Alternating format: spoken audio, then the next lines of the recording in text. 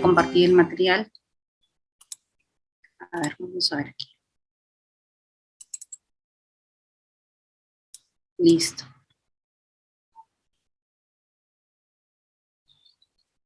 Bien, chicos, vamos a iniciar esta exposición centrándonos un poco porque ahora veo que hay muchos, he tenido que cambiar la dinámica porque veo que hay nuevos conectados. Hay un público ya que nos viene siguiendo en Udiópolis desde el año pasado respecto a los cursos referidos al tema de violencia.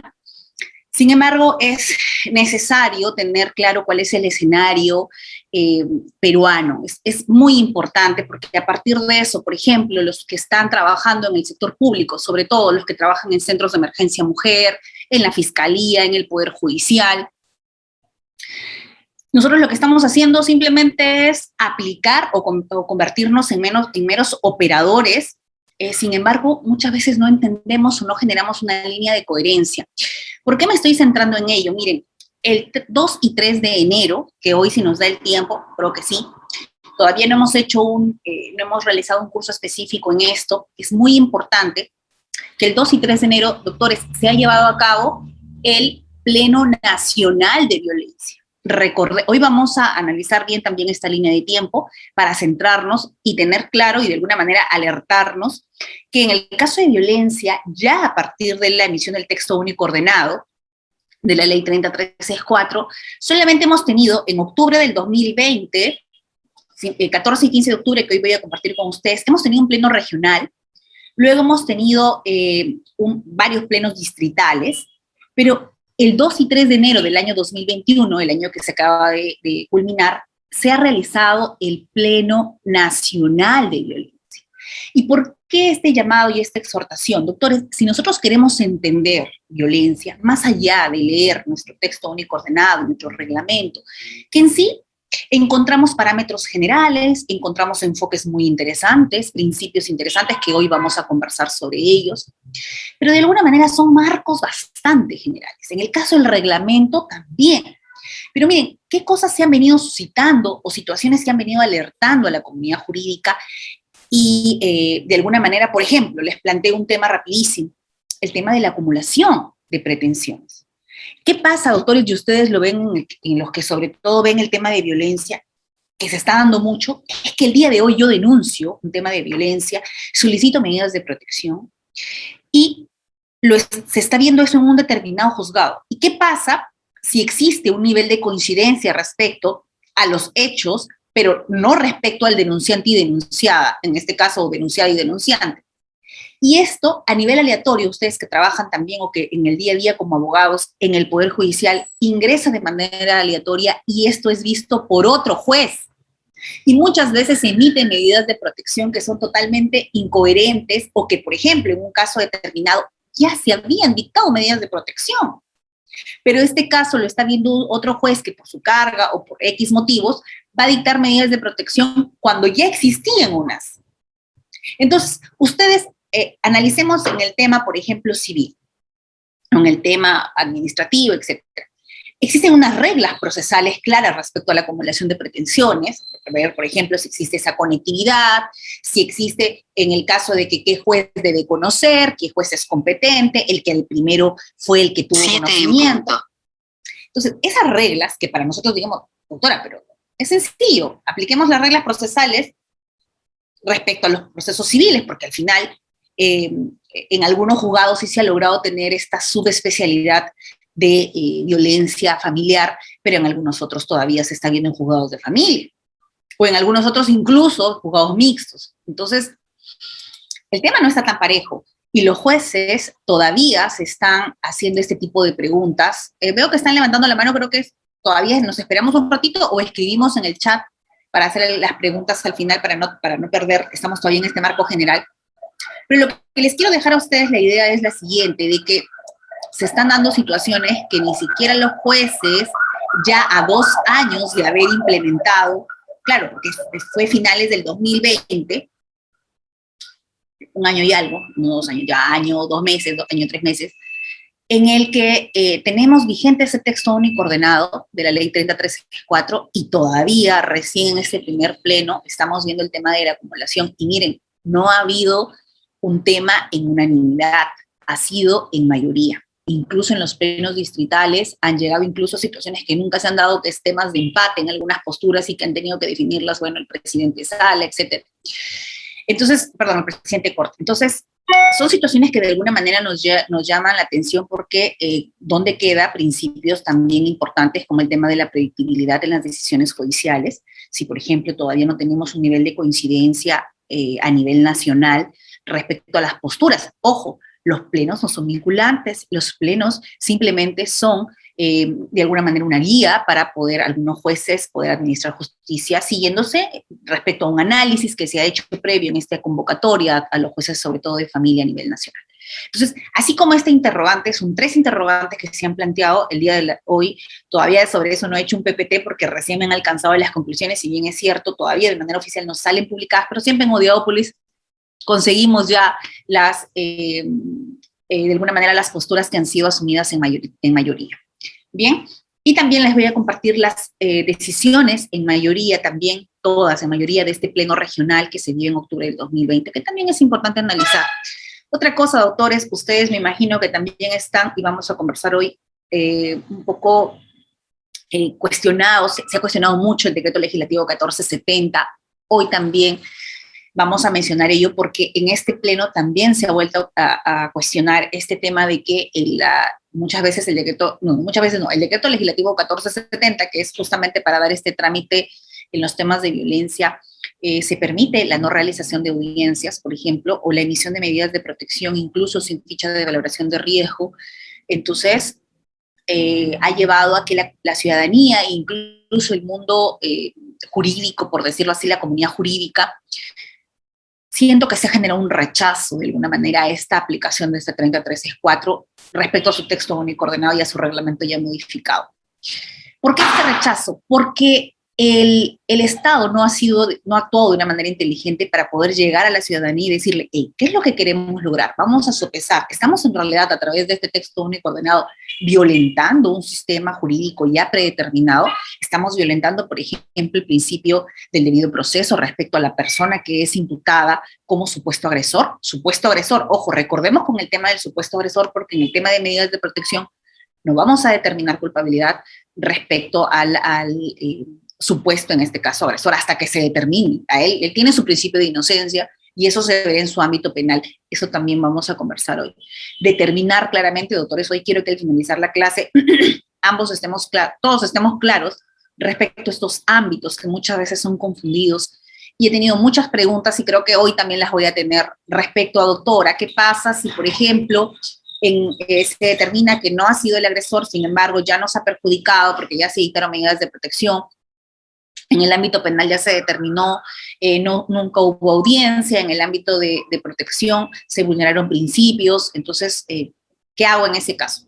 Bien, doctores, tenemos que aprender a separar bien los ámbitos, el ámbito de protección y el ámbito de sanción, porque es en el ámbito de sanción en realidad en el que se va a poder determinar sí o no la culpabilidad de este supuesto agresor. Y esto no es inmediatamente que porque yo determino que no es culpable, inmediatamente las medidas de protección van a ser dejadas sin efecto. Eso se va a tener que ser, eso se tiene que analizar en el juzgado respecto al levantamiento de estas o dejar sin efecto estas medidas de protección, siempre y cuando ese riesgo por el cual se emitieron ha desaparecido. O sea, no es de manera inmediata. Entonces, todo eso tenemos que conversar. Quiero que de alguna manera hagamos un intento por iniciar en orden, vamos a ir de manera paulatina, porque estamos iniciando el año y también es un buen momento hoy para refrescar. Hoy no he iniciado con la parte de la jurisprudencia, voy a introducirla así. Vamos a conversar sobre esta sentencia del Tribunal Constitucional del año 2019, importante, porque justamente ahí analizan el tema de que no se realizó esta audiencia y que ya dejó por sentado el TC que así está permitido, no existe vulneración alguna. Pero también ahí se introducen algunos conceptos, como por ejemplo el tema de la violencia de género, el tema de la violencia a la mujer y cómo es tratada respecto a como una problemática nacional, una problemática que tiene que estar en agenda nacional y que, como les digo, ahora estamos todavía a la espera de este nuevo plan nacional contra la violencia. Yo creo que ya es momento de darse un nuevo plan con una un tiempo aproximado también en 5 años para poder lograr y alcanzar los objetivos propuestos. Bien, doctores, vamos a iniciar entonces. A nivel general, ¿qué tenemos? Ojo, tenemos un marco internacional y tenemos un marco nacional. Ahora voy a empezar por el marco nacional, luego voy a hablar del marco internacional, porque muchas veces empiezo con el internacional y se nos va mucho ahí, porque es bastante amplio y tiene una data muy antigua. Entonces vamos a empezar con el marco nacional. Miren, en el año 2009 al año 2015 aproximadamente, se dio en el Perú un Plan Nacional contra la Violencia dirigida hacia las mujeres. Esto es con el Decreto Supremo, el 003-2009. En este caso, en ese periodo final, el presidente era Ollanta Humala, y he precisado esto, ¿por qué? Porque era, sobre todo para los que trabajan en gobiernos regionales, gobiernos locales o también en el gobierno nacional, es importante que tengan claro y lo relacionen con el tema de planes nacionales y políticas públicas, de que es la actuación importante de este actor con poder de decisión, y en este caso, este primer actor que es el líder que dirige esta política o la implementación de la política, que es el presidente de la República. Entonces, en ese momento, el presidente de la República asumió este plan que, bueno, valgan verdades, también fue por un tema de coyuntura nacional, porque en el caso peruano siempre los casos emblemáticos son los que nos llevan a, de alguna manera, establecer o planes nacionales, políticas nacionales, o también emitir una normativa para tratar de solucionar. Nosotros todavía no entramos en el plan prevención ante hechos sociales aislados, sino esperamos casos mediáticos para poder legislar. Y eso es lo que muchas veces nos lleva a no legislar de manera correcta o a no emitir normativa de manera correcta, porque nos centramos en un caso emblemático, pero no analizamos de manera integral cómo lo podemos relacionar, por ejemplo, con algunos otros casos que se vienen dando a nivel nacional. Entonces, miremos. Se emite la ley 30364. La 30364 es impunidad. Una ley para prevenir, sancionar y erradicar la violencia contra las mujeres y los integrantes del grupo familiar. Y aquí quiero que ustedes quede claro, porque se habla mucho de esta novísima ley 30364. Doctores, estamos hablando del 2015. Esta ley ya no es novísima. Lo que sí es novísimo, por decirlo así, es su texto único ordenado, que hoy vamos a conversar de él. No nos vamos a centrar solo en la ley 30364. ¿Por qué? Porque esta 30364 tenía un enfoque diferente al que actualmente incluso se está viendo en los juzgados de violencia. Esa 30364, si bien es cierto, es una ley que ya tomaba en cuenta el tema de la prevención, el tema de la sanción, de la erradicación de la violencia contra las mujeres, se estaba, doctores, centrando solamente como grupo vulnerable en el tema de la mujer, y bueno, ampliaba de alguna manera a los integrantes del grupo familiar.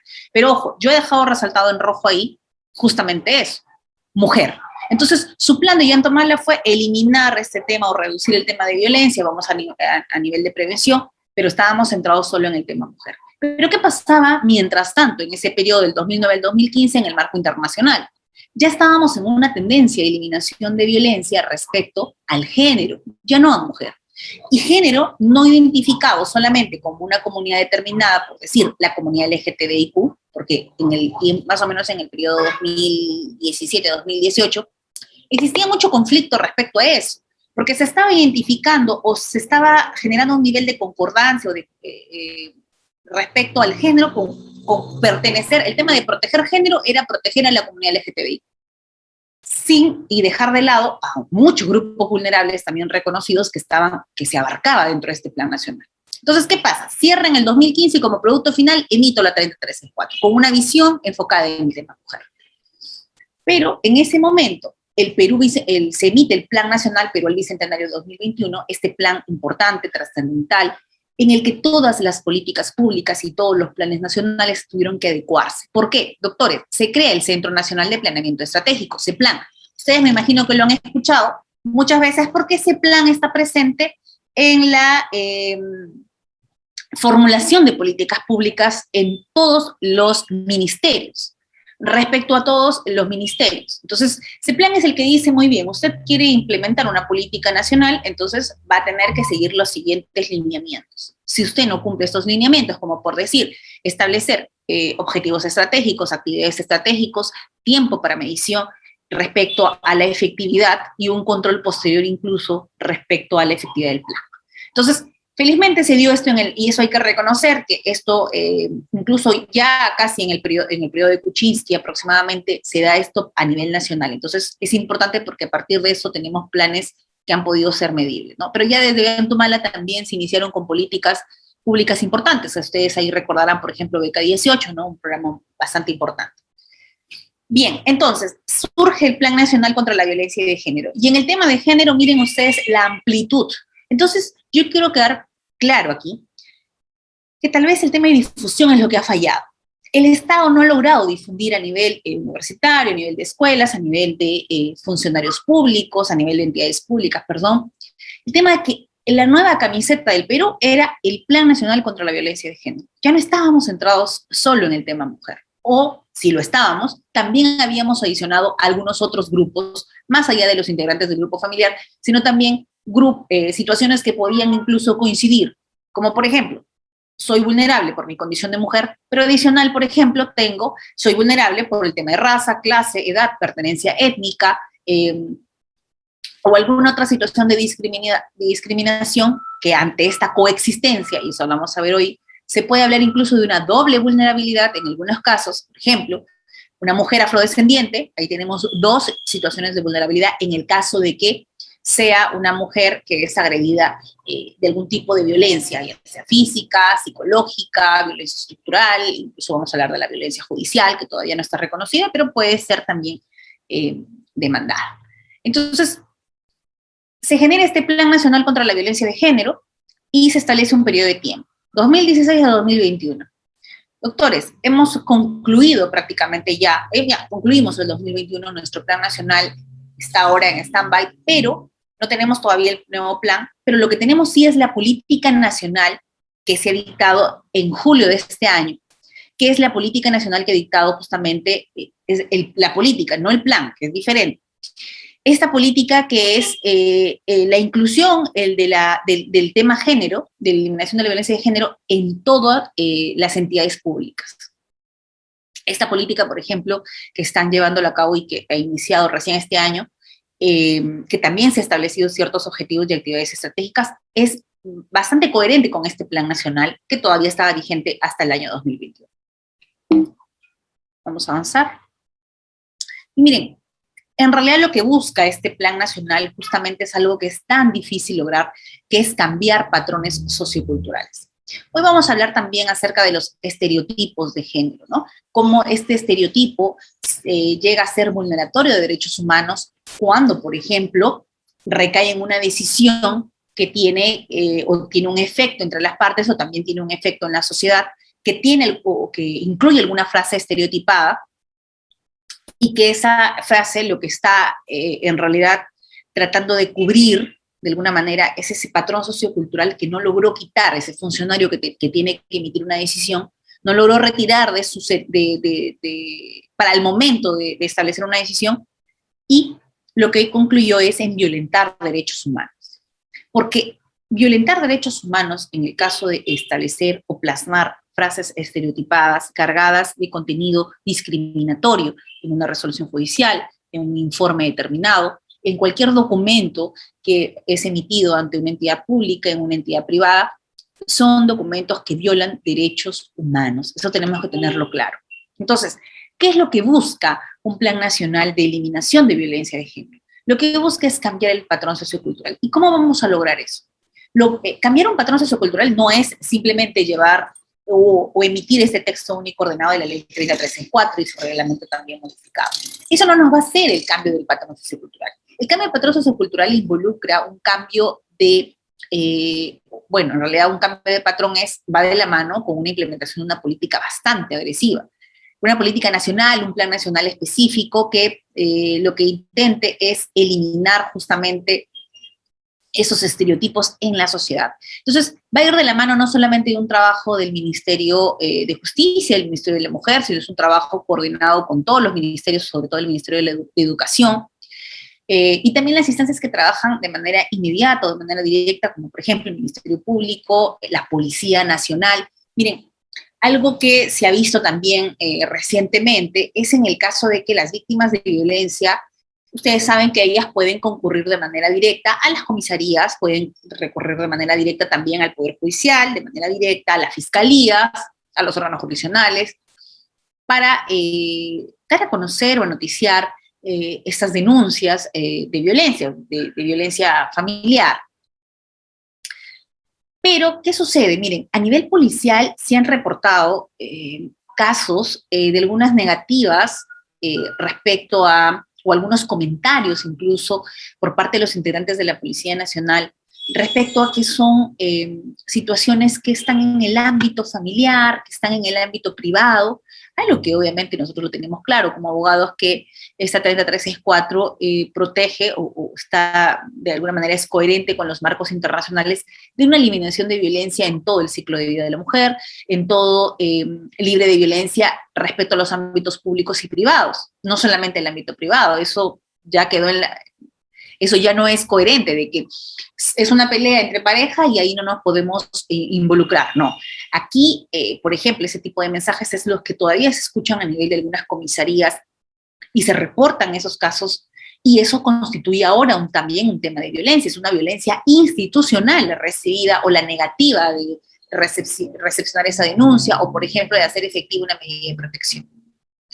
Entonces, este cambio de patrón sociocultural tiene que ir de la mano, tiene que ser un trabajo coordinado respecto a todos estos actores o a todas estas instancias responsables de hacer efectivo este nuevo plan. Miren, y uno de los objetivos que está relacionado mucho con el ámbito del tema de violencia es justamente garantizar el acceso.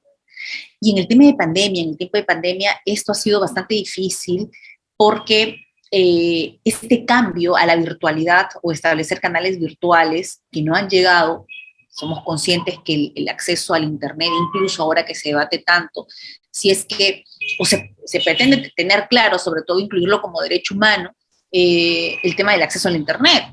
Porque si estamos estableciendo de que se virtualizan los sistemas y en el Perú no tenemos una igualdad de acceso respecto, por ejemplo, a servicios básicos, a servicios como, por ejemplo, el tema del acceso al Internet, entonces generamos de alguna manera una limitación. Y si profundizamos, por ejemplo, el informe 2020 que ha emitido la Corte Interamericana de Derechos Humanos, pues les invito también a ustedes a revisar este portal.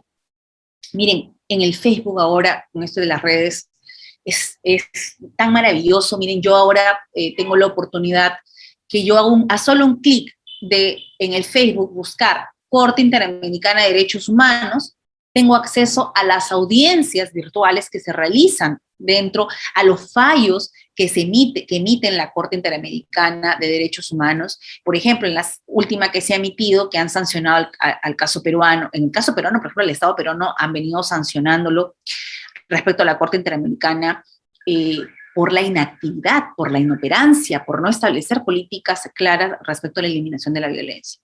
Entonces, hay que estar atentos con ellos. En el último caso, que por ejemplo ustedes han visto en el caso de la no ratificación de jueces, por ejemplo, y también ha sancionado al Estado peruano, no está ligado al tema de violencia, pero tenemos acceso a través de la red social, de que en este caso la Corte Interamericana publica sus fallos, doctores. Entonces hay que estar al día respecto a estos nuevos pronunciamientos. Ya saben, Corte Interamericana de Derechos Humanos. Y emitió su informe 2020. Estoy a la espera, en abril del 2022, me imagino, va a emitir el informe respecto al 2021. Estamos a la espera. Pero cuando informa en abril del 2021, nos emite el informe respecto al 2020, nos dice, miren, licenciada Daniela Vázquez, a ver, si desea alzar la mano, a ver, dice, una compañera. No, Miguel Ángel Peña, no, eso no es violencia de género.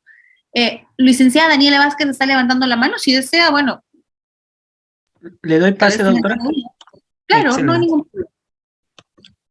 Licenciada Daniela, está activo su audio. Importante.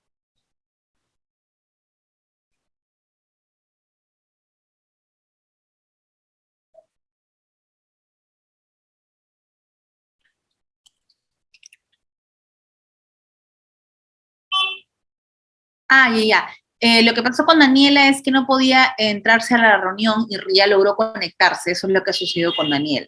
No vas a dar una pregunta. No te preocupes, Daniela. Estamos todavía en la primera etapa. ¿Bien? Continúa entonces, Reader. Sí, doctora, por favor. 344 conectados. Muy bien, chicos. Yo creo que sobre todo lo que les ha dado bastante interés es saber las conclusiones de ese pleno del 2 y 3 de diciembre, que en breve se les voy a decir a ver cuáles son las posturas que han ganado. Es importante esto porque ya si ustedes tienen procesos en trámite, ahí mismo, doctora, ¿por qué no me acumula mi medida de protección? ¿Ya? A ver, vamos. Les había dicho que en el tema de la pandemia, se habían visto algunos afectados, algunos canales directos que se habían creado con la política nacional vigente, ¿no? Pero hay otros que, por ejemplo, que han tomado vital importancia, como por ejemplo la línea 100 y el chat 100. Recordemos que también se implementó el chat 100 y eso, el informe de Defensoría del Pueblo, por ejemplo, nos señala de que han sido los mecanismos más usados durante ese tiempo de la pandemia. Pero les estaba hablando del informe 2020 de la Comisión Interamericana de Derechos Humanos.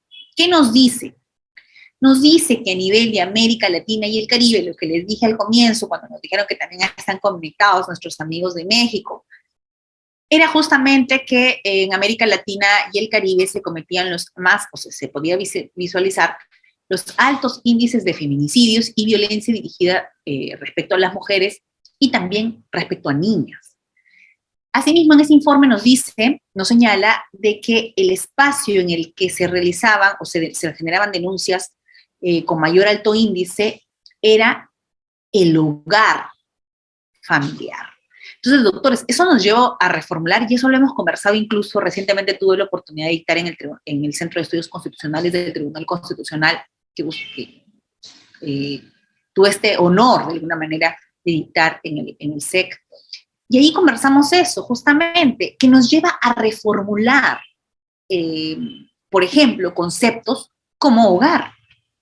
El Estado, a nivel constitucional incluso, nos establece una serie de artículos dirigidos a la protección de la familia y a este hogar familiar, porque el espacio de protección que viene a constituir este hogar es justamente donde los integrantes del grupo familiar van a estar ahí protegidos. Y los espacios de violencia serían los espacios públicos, las escuelas, los colegios, por ejemplo, el transitar de manera nocturna, los vehículos de servicio público, los micros, las combis, donde pueden también nuestras niñas ser atacadas o violentadas o secuestradas. Sin embargo, miren lo que dice la Corte Interamericana. La Comisión, dice, los altos índices de violencia se dan dentro del hogar. Entonces, tenemos que cambiar la perspectiva y decir, hey, ¿acaso el hogar, como ese núcleo de protección, ya dejó de ser eso? Y tenemos que, como política pública, de alguna manera el Estado, empezar a proteger a los integrantes como tal. Aquí no vamos a conversar acerca de los tipos de familia, eso ya el Tribunal Constitucional también ha determinado, el tema de las familias monoparentales, las familias extensas. En este caso no vamos a determinar ello, sino estamos cambiando ese chip de pensar de que es dentro del hogar en el que nuestras niñas están protegidas, o nuestras mujeres están protegidas.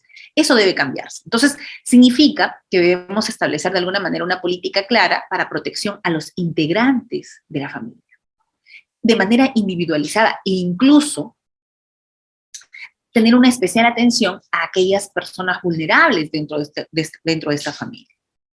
Por ejemplo, si encontramos alguna situación de discapacidad o situaciones de pobreza también, por ejemplo, ¿no? O que concurran también algunas otras causales de vulnerabilidad. Y miren, vamos avanzando. En esa línea del tiempo que les había mencionado, respecto a la ley anterior, de la 30364, teníamos nuestra ley 26260. Algunos han litigado todavía con eso, incluso en el pleno que se ha dado, decían, los jueces superiores todavía han llegado en apelación. Imagínense con la ley 26260. Porque esta ley 22260 tenía un proceso bastante largo, que no contribuía a la eliminación de la violencia para nada, no hacía frente a la violencia para nada. Al contrario, teníamos una fijación de audiencias tan alejado, con fecha tan lejana, que muchas veces se daban ya las medidas de protección en algunos casos, o se daban ya la resolución final de estos procesos cuando ya el niño, por ejemplo, ya no era niño, ya había cumplido la mayoría de edad, o el adolescente ya había cumplido la mayoría de edad, o en el caso de la mujer, incluso porque, por ejemplo, ONU Mujeres nos determina en su informe de este año de que los casos de violencia familiar, cuando se emiten medidas de protección, sobre todo respecto a eso, se tiene que tener una especial atención de tener un banco, un registro. ¿Por qué? Porque los feminicidios no se dan, son pocos los feminicidios que son directos, son aislados. Muchas veces estos feminicidios vienen ya de algunas mujeres que tenían a su favor medidas de protección. Entonces, ¿qué es lo que está pasando como sociedad? Si ya tenías una medida de protección, pero igual se comete sobre ti o se comete sobre esta mujer un feminicidio. Entonces significa que el tema de medidas de protección no está funcionando muy bien, ¿no? Algo está sucediendo aquí y no estamos trabajando de manera coordinada para poder eliminar y erradicar este tipo de violencia. O tal vez falta de alguna manera esta interoperabilidad respecto a los principales actores. Pero bueno, esta 26270 fracasó. Se da esta ley 30364, la que les había señalado en este plan que era dirigido más al tema mujer, en el 2015. Pero miren, esta ley 30364 también, antes de que se dé el texto único ordenado, fue cambiando, fue siendo coherente con los marcos internacionales. Entonces se da la ley 30862, la ley que fortalece las diversas normas para prevenir y erradicar la violencia contra las mujeres, esto ya en el 2018. También en el 2017, miren, se da el decreto legislativo el 1323, decreto importante porque fue el que fortalece la lucha contra el feminicidio y la violencia familiar y la violencia de género. Entonces, ya de alguna manera esta 30364 se estaba quedando muy angosta, se estaba quedando muy limitada respecto a estos nuevos decretos que estaban incluyendo el género, el feminicidio, la violencia familiar mucho más amplia. Y se da este decreto legislativo también en el 2018, el 1386, que modificó también la 30364, y esto ya respecto a la competencia, porque incluso el Estado se da cuenta de que no se puede dar solamente de que la especialidad sea en el tema de, a nivel de juzgados de familia. En algunas zonas del país no tenemos juzgados específicos de familia, entonces se amplía incluso para que la competencia del tema de violencia o medidas de protección, en este caso, lo puedan dictar los juzgados de paz. Eso también es bastante importante, este 386. Sin embargo, ya a nivel de Consejo Ejecutivo se determinó cuáles fueron los órganos jurisdiccionales que podían ver a nivel de juzgado de paz, podían emitir medidas de protección. Y en el septiembre del 2020 se emite nuestro famoso texto único ordenado de la 30364, que, bueno, ustedes, me imagino, tienen claro que ¿qué es un texto único ordenado? Porque de alguna manera dicen, doctora, pero tenemos una ley 30364 y tenemos un texto único ordenado. Entonces, ¿cuál es la diferencia entre la ley y el texto único ordenado?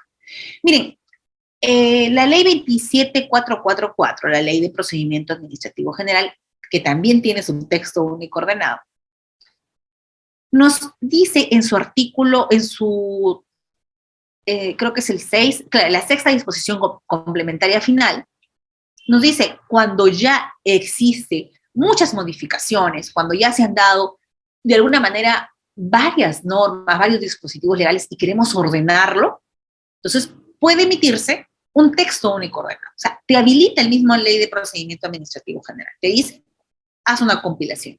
Ojo, les pregunto, ¿acaso el texto único ordenado de la regla 364 es solo una compilación de aquellas normas anteriores que fueron precedentes desde que se emitió la 30364 en el 2015 hasta antes del 2020? ¿Es solamente una suma y una acumulación?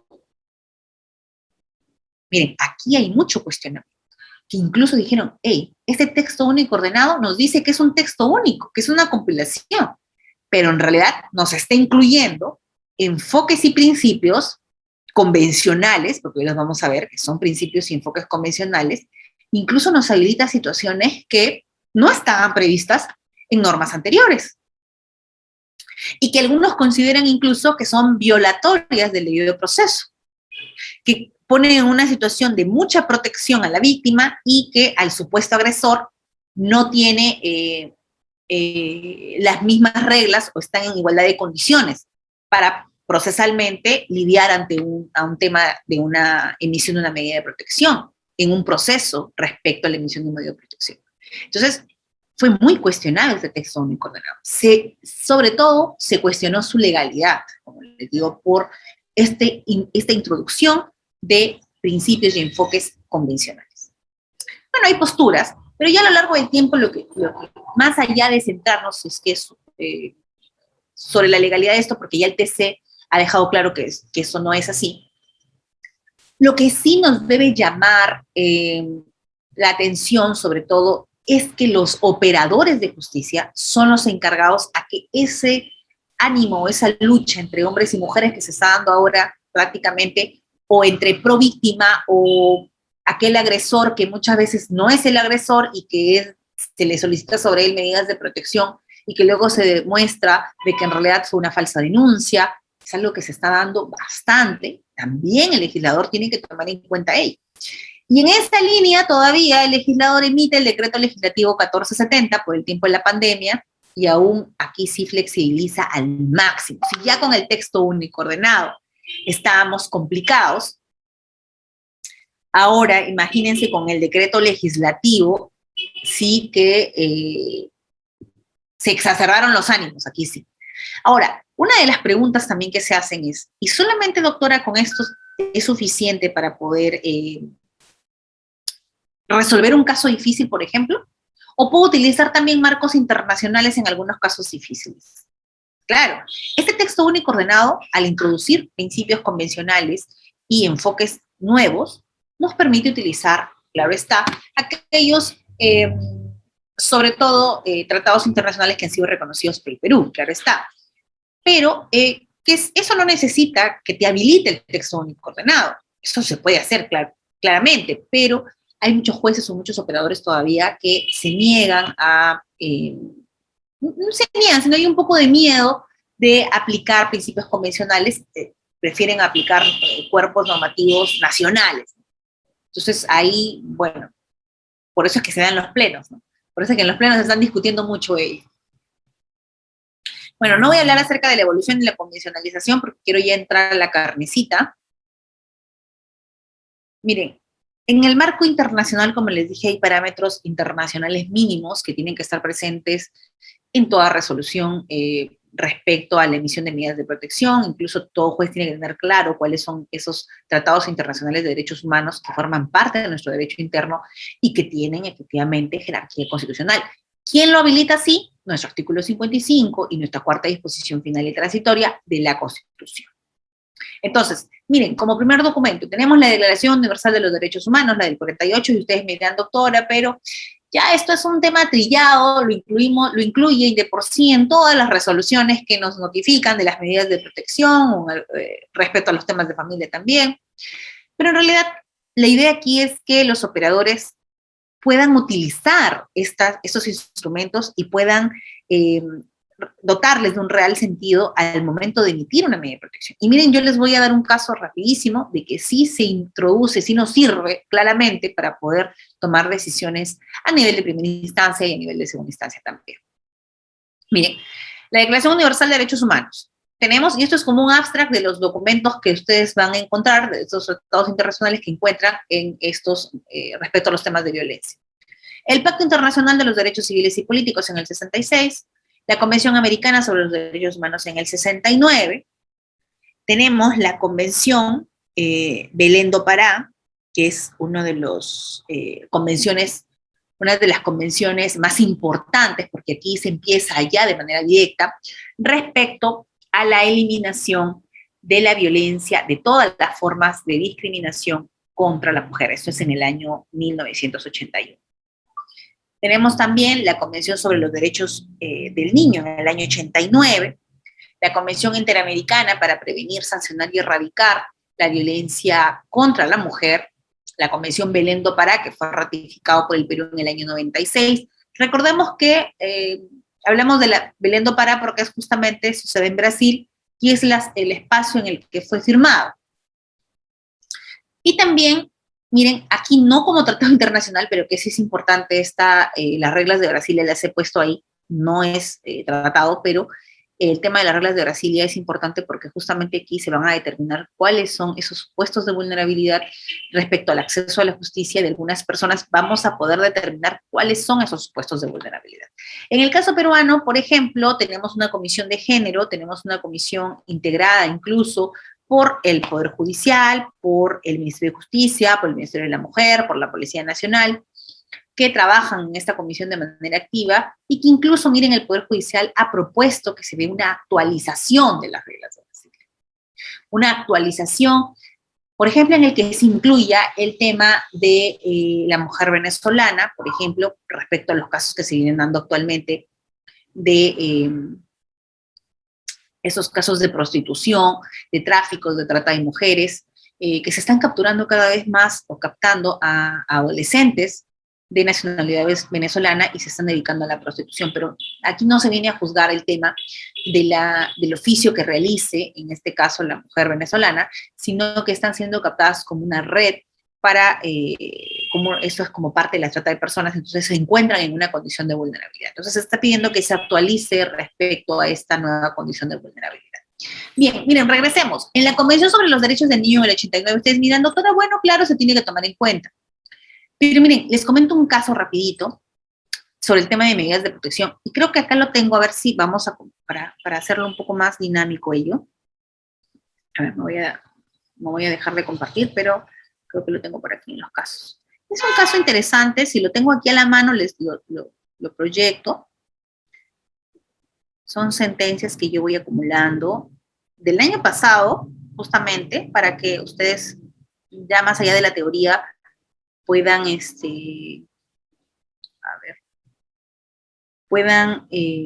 tener claro cuáles son los criterios que vienen sentencias y autos de Vélez. Acá está. Miren, vamos a ver cómo introducen en este caso el tema de la Convención de los Derechos del Niño, ¿ya? A ver, violencia, medidas de protección, resolución de vista de divorcio, del menor, acá está. Violencia, medidas de protección. Aquí vamos a dejar de compartir un ratito. Dejar de compartir.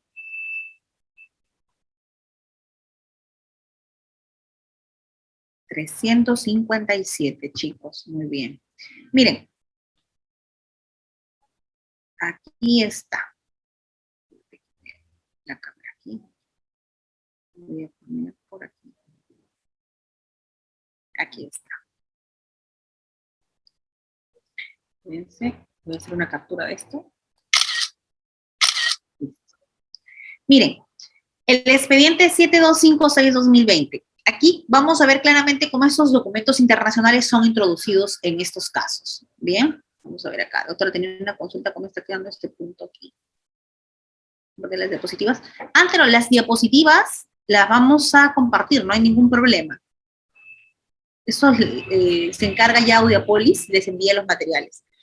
Tanto las diapositivas como los casos, doctores, yo igual los he rayado los nombres, porque tenemos en el caso de niños, sobre todo, no podemos mostrar los nombres, ¿no?, de las personas. Tenemos que, por un tema de la intimidad, en este caso no se puede. Y protección en el caso de los niños y intimidad respecto a los adultos. Miren este auto, este es un auto de vista, ¿ya? El artículo 19 de la Convención sobre los Derechos del Niño reconoce el de los derechos del niño, niñas y adolescentes a vivir sin ningún tipo de violencia y maltrato. Por tanto, el Estado peruano debe asumir las responsabilidades para asegurar el ejercicio pleno de dicho derecho, debiendo actuar con la debida diligencia. Hoy vamos a hablar también de la debida diligencia estatal. Previniendo los actos de violencia, protegiendo hacia los niños que han sido víctimas de esos actos, debiendo investigar y castigar a los que resultan responsables y ofrecer vías de reparación integral. Por tal razón, el juez de la subespecialidad de violencia contra la mujer y el grupo familiar tiene facultades extrapetitas, pudiendo disponer de oficio medidas de protección en favor de niñas, niños y adolescentes.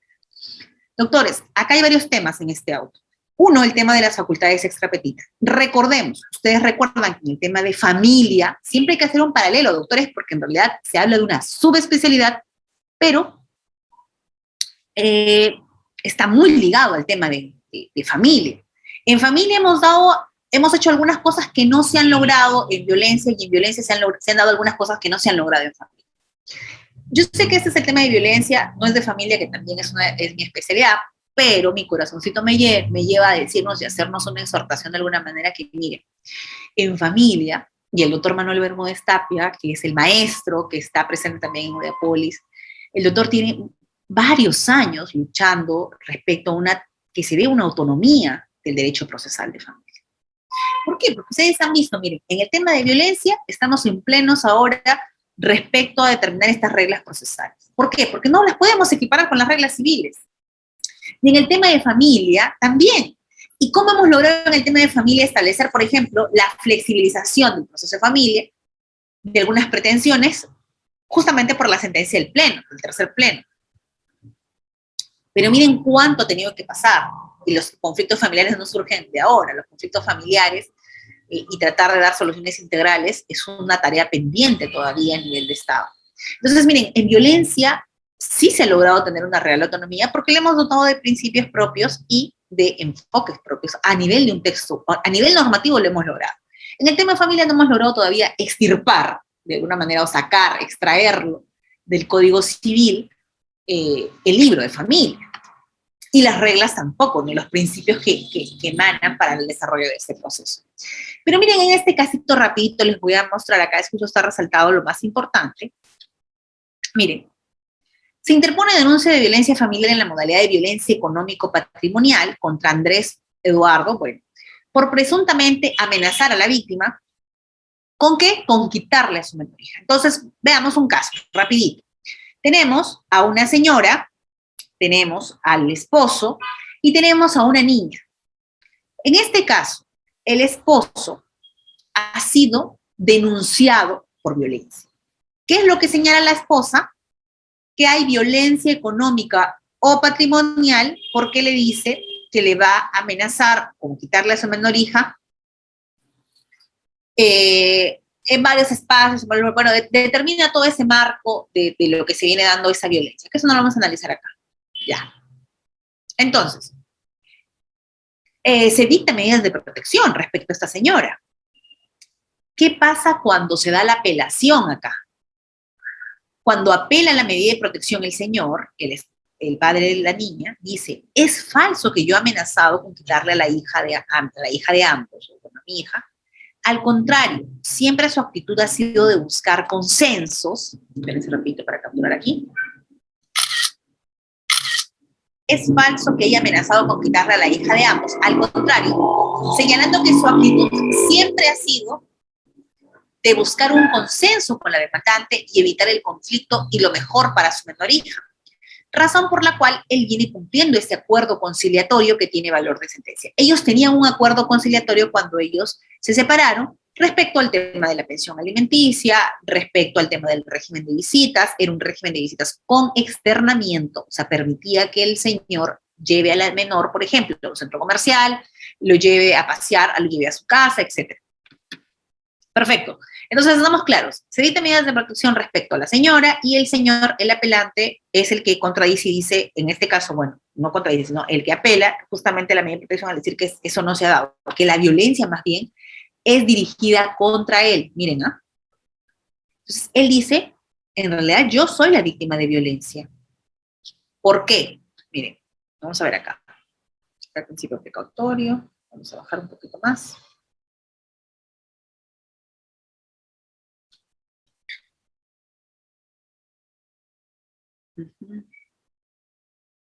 Por aquí tengo un ratito, chicos.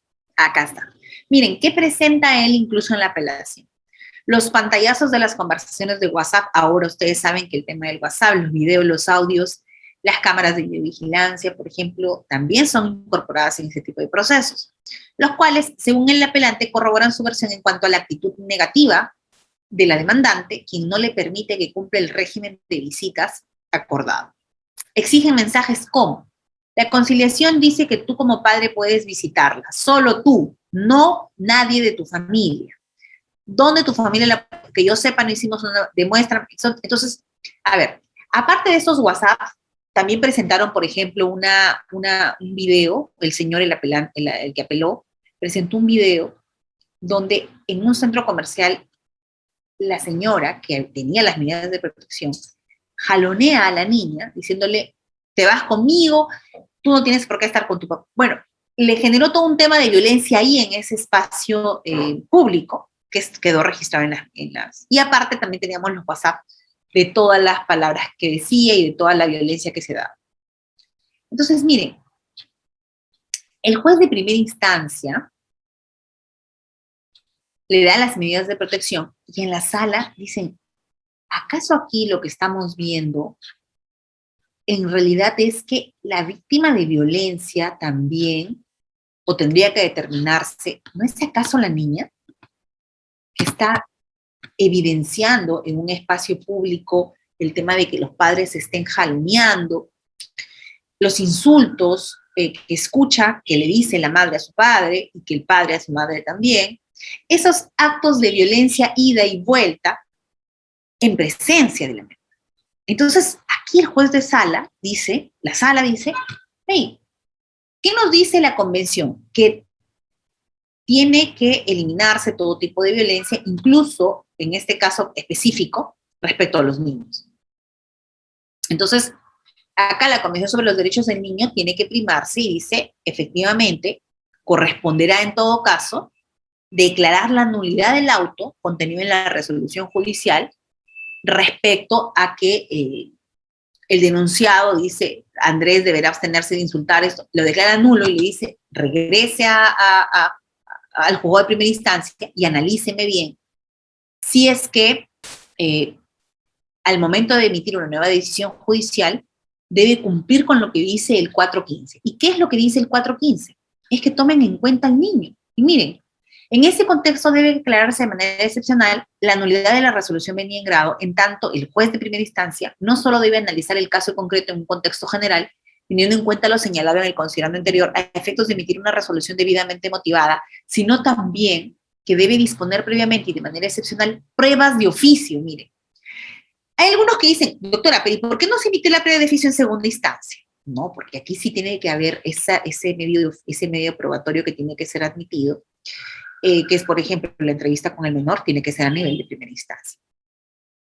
Como son, por ejemplo, las entrevistas personales utilizando medios tecnológicos como, por ejemplo, una videollamada, respecto a la menor de iniciales tal, a efectos de recabar en el marco del principio de inmediatez digital, sencillez y oralidad, la información necesaria para determinar si debe otorgarse las medidas de protección a la solicitante.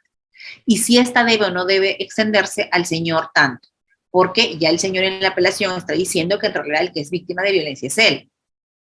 Ya la menor de iniciales, conforme se ha desarrollado en los considerandos de análisis de esta medida de protección. Dichas entrevistas tienen que estar de acuerdo a lo que establece el 4.3 del decreto legislativo del 1470, que ya lo vamos a conversar, que establece las medidas para garantizar la atención y protección de las víctimas respecto a la violencia contra las mujeres y los integrantes del grupo familiar durante el COVID, porque esto, tenemos el texto único ordenado, pero luego tenemos nuestro decreto legislativo 1470 que se actúa durante el tiempo del COVID, que es de alguna manera lo que nos permite ser más flexibles en el desarrollo y poder otorgar las medidas de protección aquí. Bien, entonces miren qué importante fue en esta resolución del año pasado emitir justamente en ese marco de proteger violencia económica.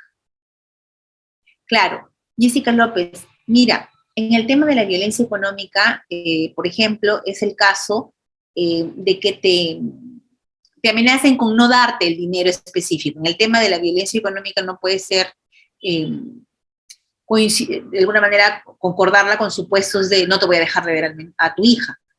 Claro, lo que estaba leyendo es lo que decía el fundamento de la apelación y lo que establecía. No he leído toda la resolución, sobre todo en los fragmentos, no estamos analizando si es que correspondía ese tipo de violencia, sino lo que estábamos analizando aquí, y es lo que me centré, sino que en un fragmento estaba eso y sí me di cuenta que no correspondía, pero eso es lo que muchas veces en el escrito, ¿cuántos son efectivos? Muchas veces en los escritos, los abogados, bueno, no, por incluirle más argumentos en la apelación, estipulamos algunas situaciones que no están de acuerdo con la sentencia.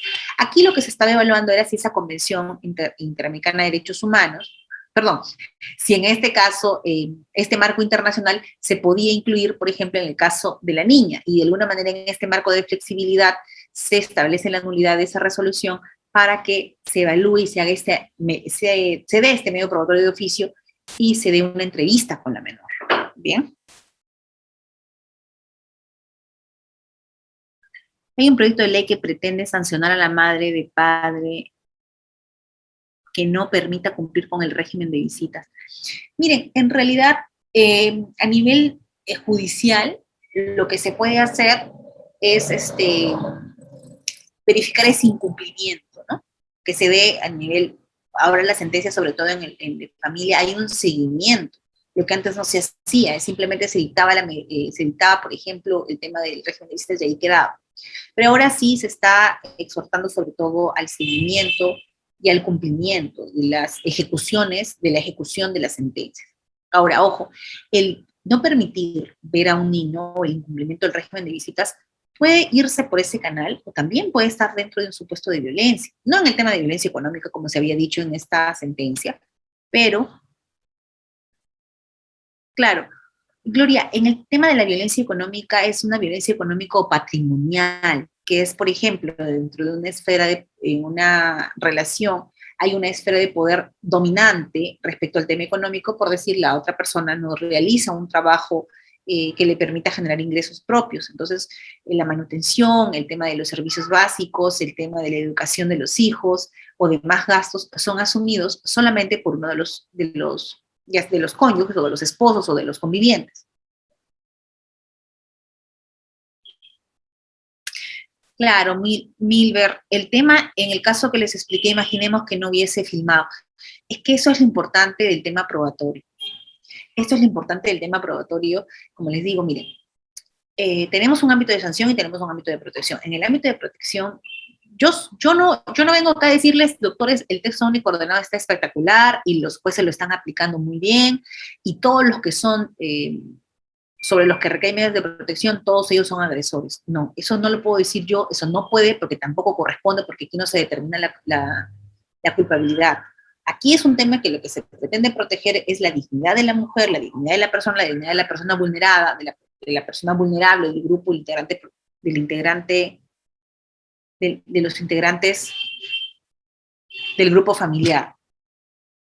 A ver, para no, me están preguntando un montón, en todo caso voy a hacer la violencia psicológica, quiero entender un poco más, soy psicólogo. En el caso de la violencia psicológica, no, a ver, vamos por partes.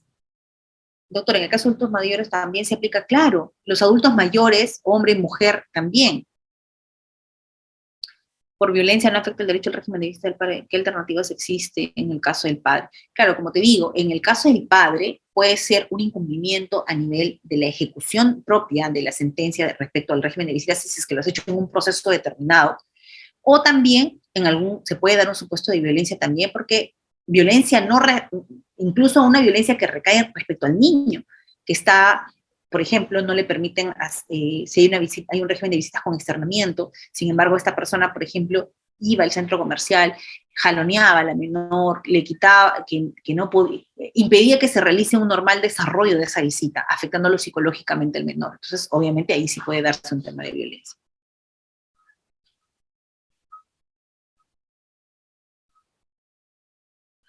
Bueno, doctores, me imagino que tienen varios casos, pero avancemos un poquito y ahí me vuelvo a leer las preguntas porque si no nos vamos a quedar cortos con el tiempo. ¿Ya? A ver, vamos a compartir pantalla nuevamente, nos quedamos aquí. Sí, ya lo cierro.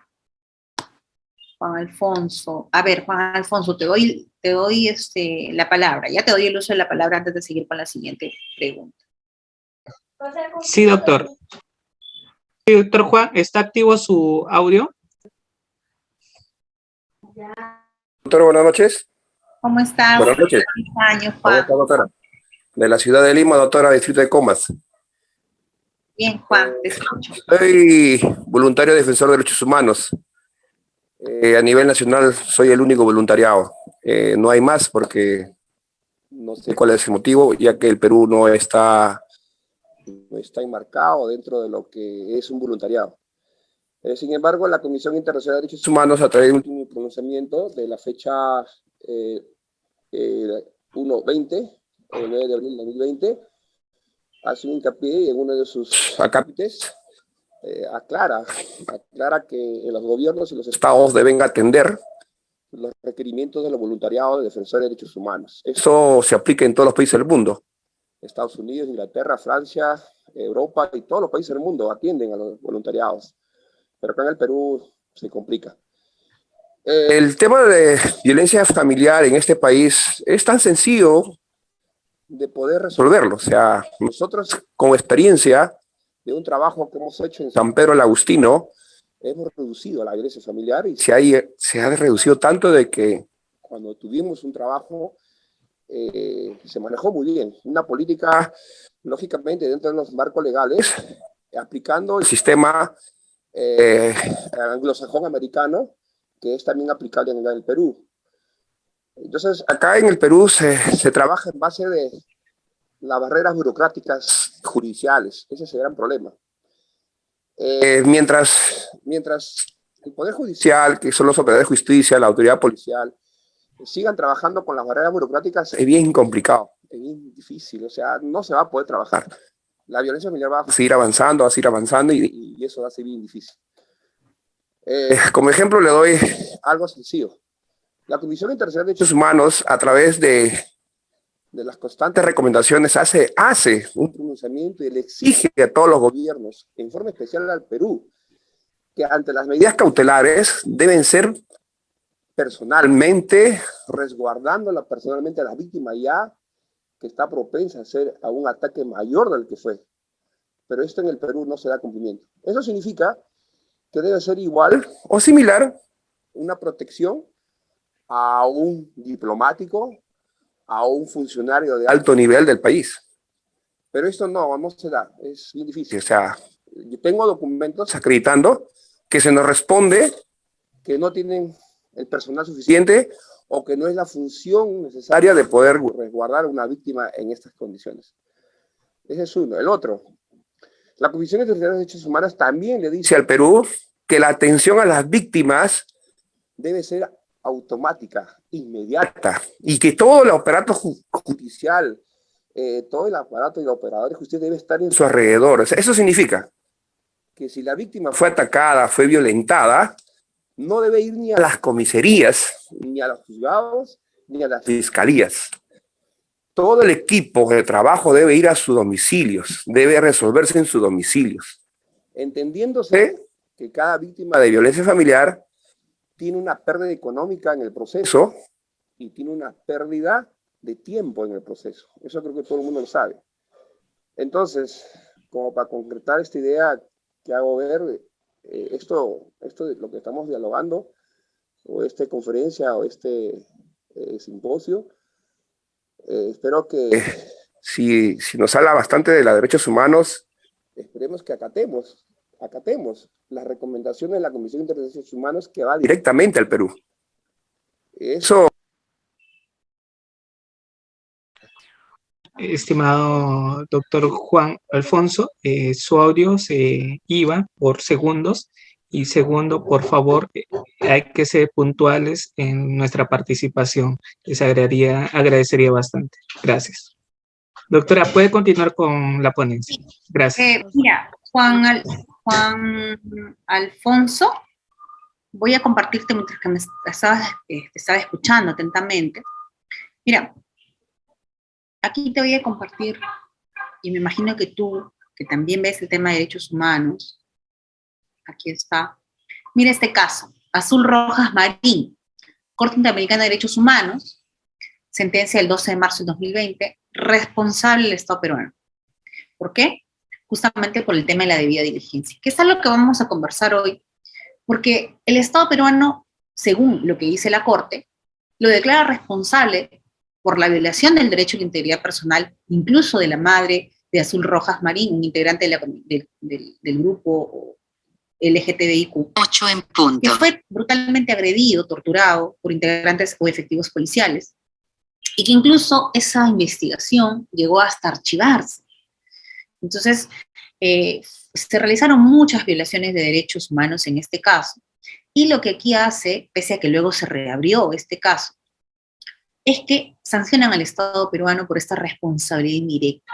Entonces, la Corte Interamericana lo que hace es decir, Estado peruano, tú no te puedes simplemente decir, yo realicé, o implementé una política nacional, implementé un plan nacional, le estoy haciendo el seguimiento, pero no puedo abastecerme y llegar en específico a, por ejemplo, a evitar este tipo de casos. Entonces, La Corte Interamericana te declara responsable, como ha venido en este último tiempo declarando responsable a muchos estados, sobre todo, como al iniciar esta clase dije, respecto a Latinoamérica, por los altos índices de violencia y la inactividad, de alguna manera, y esta falta de interoperabilidad de los actores que habíamos conversado también en clase, como por ejemplo el Ministerio de Justicia, Ministerio de la Mujer, Policía, efectivos de la Policía Nacional, Ministerio Público, Poder Judicial. Entonces, es un llamado a que esta debida diligencia diga, no simplemente tú me vas a dar normas, me vas a emitir leyes, vas a suscribirme tratados, sino que tienes esa responsabilidad de hacer efectiva, de cambiar y lograr este cambio de patrón sociocultural. Y ya que él nos ha introducido, por eso también era parte de la exposición, sino que como comprenderán, es bastante amplio el tema de la violencia, porque cuando ya hablamos de una violencia que afecta a derechos humanos, entonces tenemos otra línea, que es la justicia con perspectiva de género, que también le hemos venido dictando en Moviadopolis el año pasado, pero hoy nos hemos enfocado solamente en el tema de violencia. Pero igual, aquí les voy a mostrar, por ejemplo, algunas situaciones respecto a la justicia con perspectiva de género, que no quería irme todavía a eso porque quería terminar con el tema de la sentencia del Tribunal Constitucional que también les había mencionado. Pero miren, ¿qué dice respecto a eso?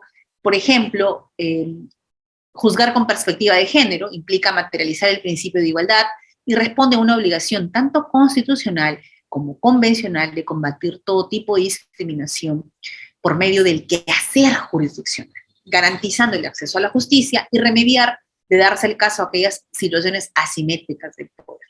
Lo que nos señala, por ejemplo, su compañero es decir, doctora, ¿por qué nuestros planes nacionales dicen que el Estado tiene que dar una respuesta inmediata, pero todavía contempla el supuesto de que es la víctima la que tiene que concurrir a estos espacios como comisarías, fiscalías, poder judicial, etc.? ¿No es acaso el Estado el que tiene que ir y concurrir a la víctima? Claro está. ¿No acaso es el Estado el que tiene que darle de alguna manera con un enfoque integral? Por ejemplo, si yo como víctima llego a solicitar una medida de protección, entonces también que se me emita una medida cautelar, por ejemplo. Si soy una mujer que no tiene un trabajo o un ingreso económico y necesito, por ejemplo, que se me emita una medida cautelar respecto a un régimen de visitas, respecto a una tenencia, respecto a una pensión de alimentos, respecto a una disolución de bienes, por ejemplo, una liquidación de patrimonio, liquidación de patrimonio, en el caso de que haya sido de sociedad, bueno, exista una aviso de Google Chrome, se puede... Entonces, necesito que se me dé una atención de manera integral, que no solamente yo vaya con mi medida de protección, sino que también tenga una medida cautelar. Ahora, hay un problema a nivel judicial respecto a que estas medidas cautelares muchas veces se están quedando en el limbo, se están quedando, como se da, por ejemplo, en el ámbito civil también, medidas cautelares que nunca se ordinarizan, porque para la víctima tal vez le está súper cómodo tener su medida cautelar y con eso quedarse, pero ojo, en el tema de la tenencia, en el tema del régimen de visitas, tiene que llevarse a su proceso y a su vía correspondiente, donde de una manera, donde ahí sí se puede analizar correctamente, porque la medida cautelar es como que te soluciono, pero porque en este momento lo necesitas. Pero no significa que ahí va a ser el fallo definitivo. Ya es en el proceso ordinario que se tiene que evaluar. Ahora, de que hay una desidia, un desinterés, y también incluso esto va de la mano con que los defensores públicos de oficio, por ejemplo, ya no se dan abasto, te llevan de manera gratuita el proceso de medidas de protección, el proceso de violencia, pero ya no quieren ordinarizar los procesos de régimen de visitas, de alimentos, etcétera, porque no se dan abasto. Entonces la víctima de violencia se queda con esa medida de protección y con esa medida cautelar. Pero al menos ese texto único ordenado te dice que la víctima de manera integral va a recibir la medida de protección y la medida cautelar en el caso se requiera, en el caso sea urgente. Bien, voy a dejar de compartir esto para continuar con la clase. Creo que me estaban levantando la mano alguien más, pero a ver. Jennifer, creo, me alzó la mano. Sí, doctora. En estos momentos, doctora Jennifer, por favor, lo más breve posible y del tema, por favor, la consulta. Edwin, sí, disculpen chicos. Lo que vamos a hacer ahora es que doctora, sería ya para el último mi ¿Perdón? Sí, doctora. puede, iba, iba a hablar, doctora, ¿iba usted a acotar algo? No, Jennifer había levantado la mano, sino que hay algunos estudiantes que me están diciendo, doctora, lo que pasa es que se pierde la diversión un poco con el tema de las preguntas. Es verdad, nos perdemos un poco, pero igual yo quisiera que las preguntas queden totalmente claras, por eso es que de alguna de mis otras exposiciones también digo, efectivamente, aquí está la responsabilidad estatal, que es innegable en el caso de la Corte Interamericana, ¿no? Pero vamos a seguir la línea, no se preocupen, chicos, ahorita regresamos. Doctora Jennifer, está activo su audio. Sí, doctora, no, prosiga nada más. En todo caso, al último yo le hago mi acotación o mi pregunta. No se De una preocupe. vez, no, sino que me refería a lo que es. No, está bien, Jennifer, continúa. Es para mí importante también su intervención. Sí. Sí, doctora, lo que pasa es que yo quería preguntarle por qué cada vez que uno va a poner a hacer la denuncia al SEM, ¿no? ¿Por qué siempre, a ver, a mí me pasó, por decirlo, ¿no? En lo particular, puse una denuncia por maltrato psicológico y físico de mi pareja, y ¿qué es lo que sucede? Que ambos llegamos a estar en la carceleta, ¿no? Porque no nos llevaron y nos colocaron allá adentro. Entonces, lo que yo le preguntaba es a los policías, ¿no? Pero ¿por qué? Si supuestamente a mí me han agraviado, ¿no? Yo soy la agraviada, ¿no? Y ustedes también Jennifer, me ponen... ¿cuál sería tu pregunta para no explayarnos? Porque le quitamos... Ajá, ¿por qué están, con qué norma también pueden, perdón, actúan ellos, ¿no? ¿Por qué? ¿Por qué hacen eso? Bien, defendiendo que tú no eres abogada, eres público en general. Ahora, mira, te explico. Lo que pasa es que cuando hay denuncias de violencia, también pueden ser, por ejemplo, que tú denuncies al supuesto agresor por violencia psicológica, pero también la otra persona puede denunciar también por violencia psicológica o por violencia física. O sea, no significa que yo denuncié primero y la otra persona ya no puede hacer. Son agresiones mutuas, como bien dice Jessica López, y en este caso, lo que... Sí, se pierde. Ahorita volvemos, Rafael. Un segundito nada más para el tema de que quede claro.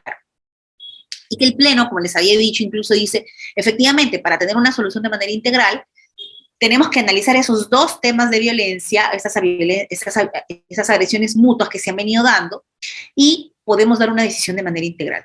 Lo que pasa, Jennifer, que tal vez en tu caso todavía, como les digo, no hay una unanimidad de criterios, porque es muy discrecional en el tema de la violencia. Así que eso es lo que me imagino que se ha dado en tu caso. Bien, chicos, vamos a regresar a eso porque quieren continuar con la exposición. Bien, ahorita continuamos, chicos. No se desesperen. Vamos por partes. Ustedes han iniciado el año con ganas de aprender todo en una sola clase. Y sí, mira, lo que me dice Zenaida es que el centro de emergencia está siendo muy cuestionado. Efectivamente, Zenaida, el centro de emergencia mujer, porque, miren, yo les digo algo rapidísimo. En el caso de iniciar un proceso de violencia por centro de emergencia mujer, al menos en La Libertad, es mucho más difícil que iniciarlo con un defensor de oficio. ¿Por qué? Porque los requisitos que te piden más cosas que a nivel judicial incluso, ¿no? O sea, el examen psicológico que tienes que pasar ahí o sea, yo respeto el trabajo que ellos hacen, pero sí es mucho más exhaustivo. En cambio, si tú te vas, por ejemplo, con una defensa de oficio gratuito, inicia ya el nivel del juzgado, el juzgado analizará, pedirá algunas situaciones, pero en el centro de emergencia mujer hay mucho limitante ahí, bastante. Hay muchas chicas, ya denunciantes de violencia que desisten incluso no llegan ni a demandar, porque dicen, bueno, me están pidiendo tantas cosas que ya no proceden. Más bien en otros sitios dicen que son muy inoperantes también, ¿no? Yo creo que a nivel de los centros de emergencia lo que debo resaltar es que se están implementando bastantes centros de emergencia mujer a nivel nacional. Entonces eso es importante, que estén ahí al lado de la comisaría y que haya una actuación conjunta. Pero eso es motivo de otra participación. Bien, doctores, estábamos hablando de los principios, ¿verdad? Miren, chicos, en el texto único ordenado de la ley 3364 tenemos los principios, varios principios, pero los más resaltantes o los rectores son principio de igualdad y no discriminación, principio de debida diligencia, principio de intervención inmediata y oportuna, principio de interés superior del niño, principio de sencillez y oralidad, principio de razonabilidad y proporcionalidad. Más allá de saber qué es lo que dice cada principio, yo les voy a mostrar acá un casito rapidísimo para que ustedes vean sobre todo el tema importante de tener la razonabilidad y la proporcionalidad. ¿En qué momento? Al momento de querer emitir una medida de protección. Si tú no emites una medida de protección razonable y proporcional, entonces justamente esa, aparte de que esa obviamente va a ser apelada, no estarías aplicando de manera correcta. Ojo, recordemos, el texto único ordenado no nos establece, doctores, los parámetros para poder dictar una medida de protección. Ojo, nos establece parámetros generales, no nos dice cuáles en específico son. Es que en el tema de violencia es muy discrecional y ahí es donde han empezado a surgir los problemas y ahora les voy a compartir las preguntas del pleno. Empiezan los problemas, ¿por qué? Porque se está generando una situación de que si el juez considera que sí he sido víctima de violencia, entonces prácticamente emite todas las medidas de protección. Y no se ajusta mucho, no es proporcional, no identificamos. Entonces ese tipo de situaciones son las que se vienen dando. Miren, una preguntita al toque. Respecto al principio de igualdad y no discriminación, por ejemplo, tuve la oportunidad de estar en Castilla-La Mancha, en España, donde la profesora María Martín nos decía claramente, principio de igualdad y principio de no discriminación. ¿Cuál es el principio rector? ¿Igualdad o no discriminación? ¿Y por qué les pregunto esto? Porque miren, si nosotros nos quedamos solo con el principio de igualdad, entonces vamos a establecer, incluso en este texto único ordenado, de que no se está respetando el principio de igualdad. Porque acaso, por ejemplo, si a la sola, incluso el no estar presente en la audiencia no invalida esa audiencia de dictado de medidas de protección. Entonces, ¿estamos hablando de un principio de igualdad en realidad? O en todo caso lo que nos debemos enfocar es en el principio rector, principio de no discriminación. ¿Por qué? Porque lo que estamos tratando de hacer en este texto único ordenado es darle un trato diferenciado, obviamente. Se le está dando un trato diferenciado a la mujer, efectivamente.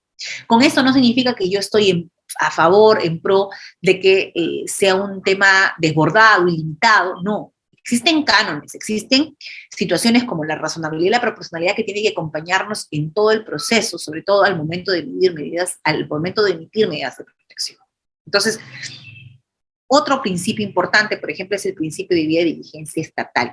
Estos principios, doctores, son principios convencionales. Este principio de debida diligencia, por ejemplo, lo encontramos también en el ámbito de familia y significa que es responsable el Estado si es que él no actúa, si es que él no implementa políticas, una igualdad material o formal. Mira, José, en el tema de la igualdad, por ejemplo, miren, aquí en el texto único ordenado, así como, por ejemplo, ustedes que han litigado en el ámbito laboral o en el ámbito penal, tenemos nuestros principios pro reo, por ejemplo, o pro operario. En este caso, lo que se viene a emitir prácticamente es un principio pro medida de protección o pro víctima. Entonces, el que tiene que derrotar prácticamente es el que ha sido señalado como agresor. Que de alguna manera, en una realidad en la que se está generando abusos, pero ¿en qué sentido el principio de prevalencia, Elmer? Bueno, me lo escribes por el chat, por favor, para no cortar la hilación. Pero, por ejemplo, el principio de debida diligencia significa que el Estado va a ser responsable también, si es que no establece políticas orientadas a prevenir, sancionar y erradicar la violencia contra las mujeres, y se imponen sanciones, por ejemplo, a autoridades que incumplan este principio, como por ejemplo, a la policía. Miren, la mujer víctima de violencia, por decir, concurre a la policía, donde el trato en la policía obviamente no se ha logrado tener un trato al 100% pro víctima. ¿Por qué? Porque es justamente dentro de la policía donde tenemos el mayor alto número de personas o de profesionales, en este caso, que han sido denunciados por violencia doméstica. Entonces, viene a ser una contradicción, porque incluso si logramos visualizar los denunciados por violencia doméstica dentro de las instituciones públicas, tenemos una lista bastante alta, bastante larga. Entonces, ¿cómo cambiarle ese patrón sociocultural de una persona que incluso ha sido ya determinada como agresor, que tenga que darle un trato especial a la víctima de violencia que llega o concurre para denunciar, ¿no? Entonces, eso es lo que está pasando y esa es la realidad del país. El principio de intervención inmediata y oportuna, que significa las medidas de protección prevalecen sobre cualquier otra decisión judicial. Bueno, no, lo que pasa, Elmer, es que obviamente la medida de protección, en este caso, por ejemplo, el Pleno nos dice claramente qué pasa cuando tenemos, por ejemplo, un proceso en trámite de tenencia o tenemos un proceso en trámite de régimen de visitas. ¿Y qué pasa si tú vas a emitir tu medida de protección y tu medida cautelar? Entonces, tengo que esperar que exista una decisión o puedo yo tomar de manera directa como medida cautelar esa decisión y de alguna manera no luego sería contradictorio? Eso es lo que vamos a conversar en un ratito. En la intervención inmediata y oportuna, los operadores de justicia y la Policía Nacional, ante un hecho o amenaza de violencia, deben actuar de forma oportuna, sin dilación, por razones procedimentales, formales o de otra naturaleza, disponiendo el ejercicio de las medidas de protección previstas en la ley y otras normas con la finalidad de atender efectivamente a la víctima. El principio del interés superior del niño que está presente tanto en los casos de familia como en los casos de violencia, el principio de sencillez y oralidad, porque miren, he visto algunas resoluciones de medidas, de emisión de medidas de protección que todavía están utilizando incluso terminología como Falcón. Claro, es que, miren, en el caso de la doctora que también trabaja en la Corte Superior de Justicia de la Libertad, la doctora juez superior, ella ha tenido una intervención en este último pleno que se ha dado, en un pleno distrital, creo que ha sido sobre el tema, por ejemplo, respecto al desalojo, ¿no? Eso es lo que me imagino tú te refieres. Pero mira, la postura, ha habido dos posturas. El doctor Formina Manco, que establece que, por ejemplo, a través de una medida de protección y una medida cautelar, por ejemplo, que se disponga que se retire del lugar a esta persona y que en realidad sería como un desalojo, ¿no? Entonces, por ejemplo, la doctora Will tiene una postura clara, una postura clara respecto a que esta medida de protección tiene que mantenerse. En cambio, el doctor Formina Manco, con una visión mucho más civilista, establece que no, que se tiene que seguir un proceso, y en el proceso ordinalizado es donde se tiene que determinar si es que tiene que salir o no. Entonces, eso todavía está un poco, hasta que no tengamos un criterio claro, porque hasta ahora está primando el tema civilista, ¿no? Por encima del tema de familia. Que yo tampoco concuerdo, porque yo sí considero que debería primar el tema de familia por encima del tema civil. Bueno, pero no hay que desviarnos. Entonces, estos principios, que son uno de los principios más importantes, los principios rectores, según el texto único ordenado de la 30.364, Ley para Prevenir, Sancionar y Erradicar. Y coherentemente con estos principios tenemos, en el caso de la violencia contra la mujer, un problema de derechos humanos, también tenemos los enfoques. Miren, tenemos el enfoque de género, el enfoque de derechos humanos, el enfoque de integralidad, el enfoque de interculturalidad, el enfoque de interseccionalidad y el enfoque generacional. Algo que yo les voy a decir así al toque rapidísimo, porque quiero correr con el tiempo. ¿Dónde están los estereotipos? Por acá. Acá está. Y les voy a compartir esto en un ratito. Bien, tenemos el tema de los estereotipos de género, que está, obviamente, establecer o eliminar, por ejemplo, en una resolución judicial, en una resolución administrativa, podemos encontrar algunos estereotipos que es los que ya les había señalado. Entonces, este enfoque de género significa retirar todo aquel estereotipo para poder tener claro y poder resolver un caso en específico solamente a nivel de lo que se puede dar dentro de ese. ¿Cuál es la diferencia entre los principios y los enfoques, Elma? Mira, el enfoque de género es retirar ese estereotipo para poder resolver un caso específico. Ese es el enfoque que le quieres dar. El enfoque de derechos humanos, es decir, el tema de violencia es una afectación a los derechos humanos y por ende yo tengo que fortalecer la capacidad de los titulares de derechos para reivindicarlos. Es decir, tú partes de que en el sistema existe una asimetría y que a partir de esa asimetría yo tengo que dar de alguna manera un trato diferenciado con un enfoque diferente para poder proteger y no afectar sus derechos.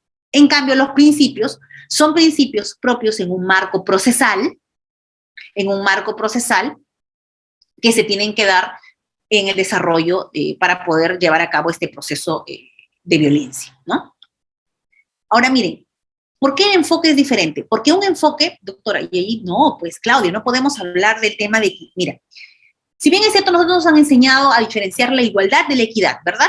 La igualdad es darle a quien le corresponde y la equidad es a aquel que, por ejemplo, en una situación diferenciada, poder lograr una equidad significa no establecer que ante una situación mucho más perjudicial yo tengo que establecer una política mucho más restrictiva, ¿no?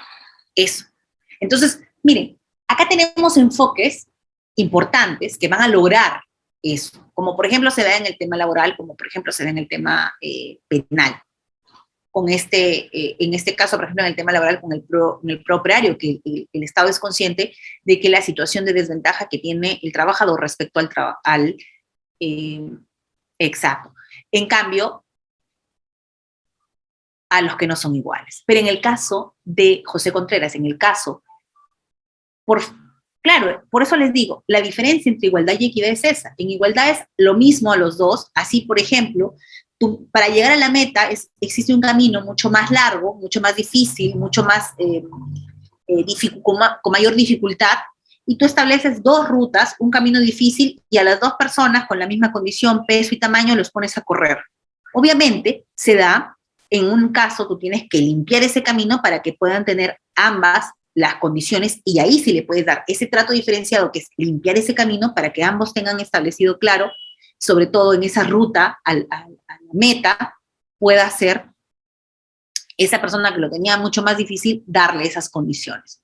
Entonces, ¿qué pasa, por ejemplo, si en ese camino hay una tendencia a la interseccionalidad, por ejemplo, con este enfoque nuevo que les estoy conversando, que es que reconoce específicamente que en el caso de las mujeres tiende, por ejemplo, a coincidir o a establecerse un supuesto mayor de vulnerabilidad, como por ejemplo la opinión política, la etnia, el color, la religión, el origen, el patrimonio, por ejemplo, una mujer en condición de pobreza, el estado civil, la orientación sexual, la condición seropositiva, la condición de inmigrante o refugiada, la edad o la discapacidad, por ejemplo, ¿no?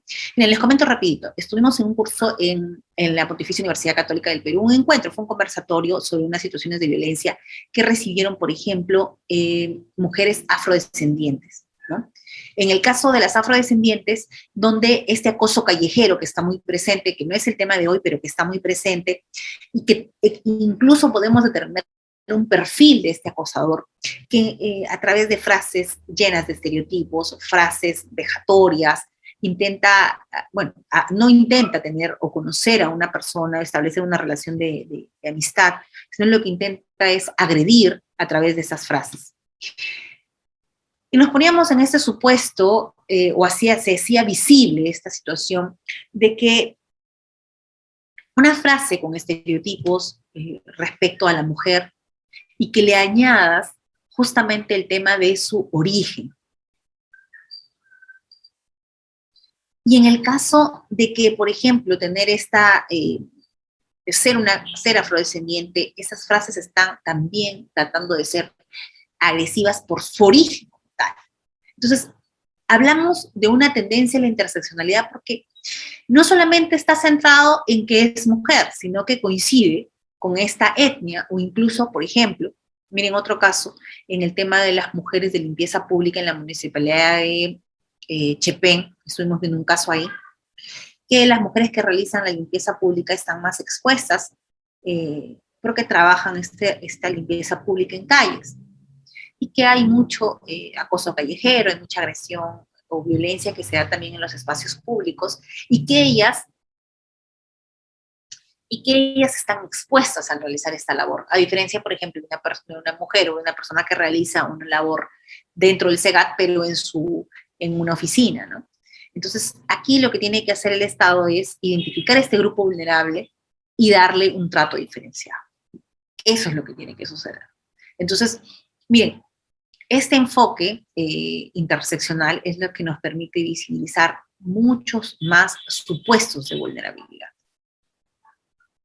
Miren, vamos a ver rapidito el proceso. Aquí voy a irme ya del texto único ordenado. ¿Cuáles son estos ámbitos que les había conversado? Porque creo que ya están haciéndome también preguntas respecto al tema del proceso. Este texto único ordenado, y acá coincido con el doctor Sarabia, coincido con el doctor Alex Plácido, respecto a que es un proceso paralelo o por ámbitos.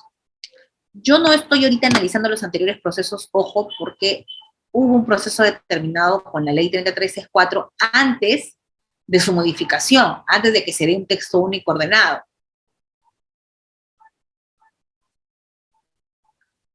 Tenemos también un proceso con la 26.260, que ya les había dicho que duraban tanto, incluso cuando ya se había logrado la mayoría de edad, o ya se había cometido el feminicidio. Tenemos acá un proceso del texto único ordenado de la ley 30.364, que significa, recibida la denuncia policial, se remite copias a la fiscalía para el proceso penal como tal. Esto ya lo ve el juez penal, y tenemos el otro proceso, que es en el ámbito de la tutela o de la protección, que va al juzgado de familia o al juzgado de violencia en el supuesto caso, y se dictan medidas de protección y también se dictan medidas cautelares. Esto lo ven en el 32 y el 33, están las medidas cautelares del texto único ordenado. Doctor, lo que tenemos que tener claro aquí es que en el caso penal puede ser que se concluya de que no es responsable este agresor, en el caso de aquellas denuncias en la que a nivel probatorio, en el ámbito penal, no se logró derrocar de alguna manera o derrotar este principio de inocencia y se declaró justamente la no culpabilidad. Eso no significa que de manera inmediata las medidas de protección se dejen sin efecto. Aquí incluso se llega a plantear que debe darse una audiencia para poder determinar si es que el riesgo sigue vigente o el riesgo ya no está presente, para poder dejar sin efecto una medida de protección. A partir de este texto único, miren, se da justamente un pleno con nuevas ideas respecto a esta aplicación del texto único. Pero ahorita lo vamos a ver, ¿ya? El pleno regional. El pleno regional y el pleno nacional. El decreto legislativo 1470, miren ustedes que se da durante el proceso de COVID, establece justamente las medidas para garantizar la atención y protección de las víctimas de violencia contra las mujeres y los integrantes del grupo familiar durante la emergencia sanitaria, durante el tiempo de COVID. Y mira, aquí lo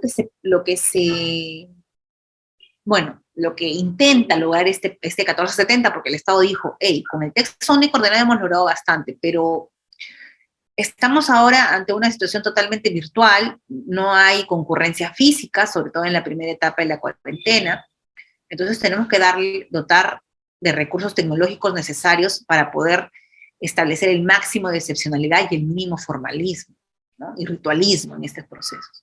Entonces, ¿qué nos dicen? Acá los jueces y las juezas son los que justamente van a trasladarse a las comisarías incluso para el dictado de medidas de protección, en el caso se ve. Aquí ya es una acción, ya no esperar en el despacho, sino concurrir incluso. Que se remitan o se trabaje, por ejemplo, he visto en los casos que se hacen con las comisarías, que en el tema de las medidas de protección cuando se emiten, ya incluso se hace la notificación por WhatsApp a la comisaría más cercana, tienen el aplicativo, por ejemplo, el botón del pánico, algunas personas ya instaladas, algunas víctimas de violencia, y tratan de hacerlo mucho más rápido, mucho más ágil, ya no que se espere la notificación, etc. Y en el tema del mínimo formalismo, por ejemplo, dicen, vamos a poder prescindir de la audiencia, vamos a poder emitir una medida de protección incluso con la información, solo con la información que tengamos disponible. No es necesario contar con la ficha de valoración de riesgo. Aquí es bastante... eso es justamente lo que llevó al pleno, ¿no? El tema de si vamos a contar con ficha de valoración de riesgo o no.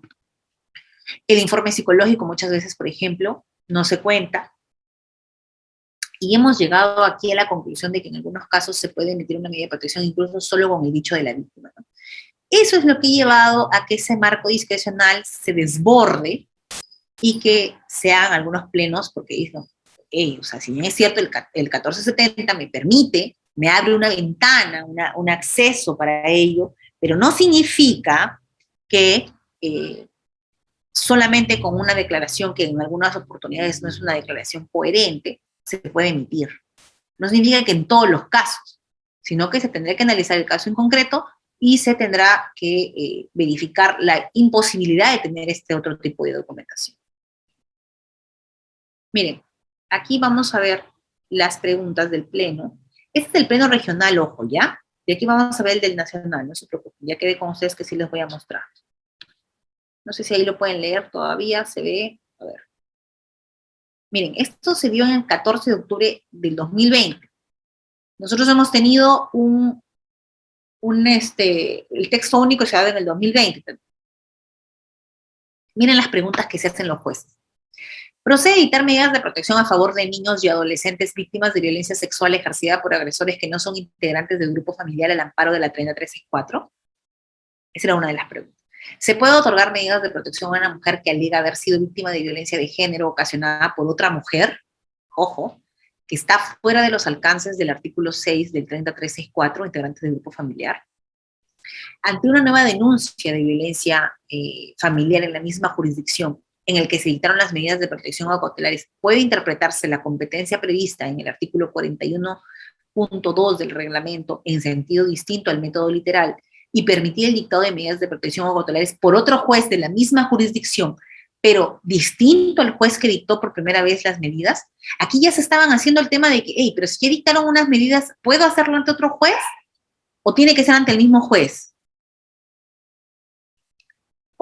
Y esta es una de las preguntas que felizmente, que si bien es cierto fue también por unanimidad, pero de alguna manera nos ayudó el tema de que ahora, por ejemplo, ya esto está claro, ya está claro, o sea, sí procede, miren. Cuando la evaluación psicológica no determina indicadores de afectación psicológica o daño psicológico, sino solo establece reacción ansiosa por los hechos acontecidos, significa que no se ha producido actos de violencia psicológica y va a corresponder emitir medidas de protección. Miren las conclusiones. Todas en mayoría, ninguna en unanimidad. Eso afecta de alguna manera, como les digo, el tema de la predictibilidad de las decisiones judiciales, porque si usted litiga acá o litiga en otra corte, puede tomar ante un mismo caso, o entre los mismos supuestos puede haber decisiones totalmente diferentes.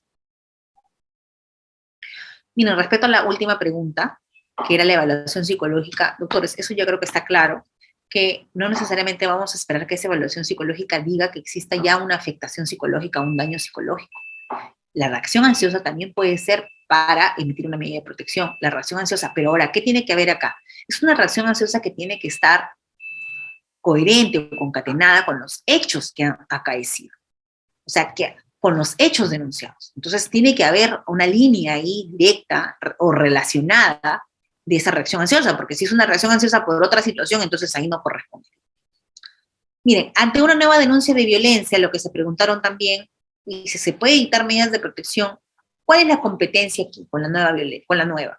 Dice, sí, una interpretación teleológica permite entender que el numeral 4.1 solo debe aplicarse en tanto que el procedimiento trámite generado no sea contrario a los principios del interés superior del niño, debida diligencia e intervención inmediata y oportuna previstos en la ley 3364. Así, ante una nueva denuncia, puede conocer el caso un juez distinto, dice acá, al que dictó por primera vez las medidas de protección, expresándose las motivaciones de por qué se dio tal decisión. Esto, miren, en octubre del 2020. Ahora vamos a ver cómo han resuelto en el 2021. 2 y 3 de diciembre. Otra pregunta que se hacen es, ¿se puede otorgar medidas de protección a una mujer que alega haber sido víctima de violencia de género ocasionada por otra mujer, pero una mujer que está fuera de los alcances del artículo 6? El Pleno acordó en mayoría que sí se puede otorgar medidas de protección a una mujer que alega haber sido víctima de violencia de género causada por otra mujer. Lo que me habían preguntado, también había visto una de las preguntas ahí, si podían ser ancianos, si podía ser otra mujer, si podía ser... Sí se puede. Bajo el amparo de lo dispuesto en el literal B del artículo 5, que manifiesta que la violencia contra la mujer puede ser perpetrada por cualquier persona sin determinar el género del agente agresor. ¿Ok? Procede a dictar medidas de protección a favor de niños y adolescentes víctimas de violencia ejercidas por agresores que no son integrantes del grupo familiar. Aquí sí estamos hablando de medidas de protección a favor de niños y adolescentes. El Pleno acordó que no procede a dictar medidas de protección a favor de los niños y adolescentes víctimas de violencia si no se ha establecido una relación enmarcada dentro del artículo 5 de la ley 3364, siendo integrantes del grupo familiar. Y aquí voy a compartir con ustedes, antes de analizar este expediente, que también es importante, voy a compartir con ustedes, lo tengo en Word nada más, doctores, me disculparán porque todavía no lo tengo en diapositiva, porque recién me lo han alcanzado. Vamos a ver. Este no es.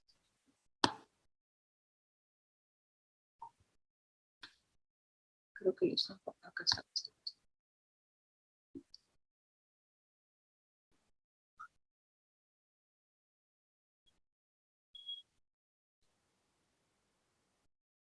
A ver.